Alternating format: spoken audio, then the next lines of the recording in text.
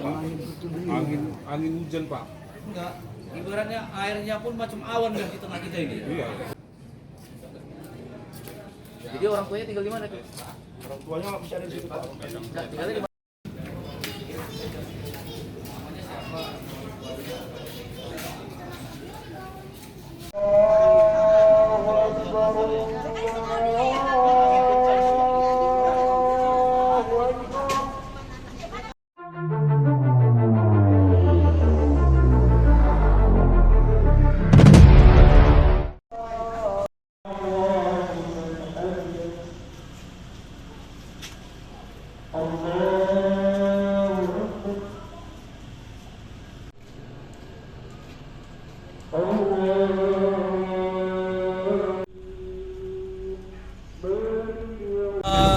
Untuk korban tadi kebetulan memang ada di dekat masjid, dia ada kanopi, jadi kebetulan kanopinya juga jatuh, jadi mungkin si anak berdekatan pada saat hujan tadi sehingga mengenai seng di keningnya, namun saat ini sudah dirawat di klinik terdekat.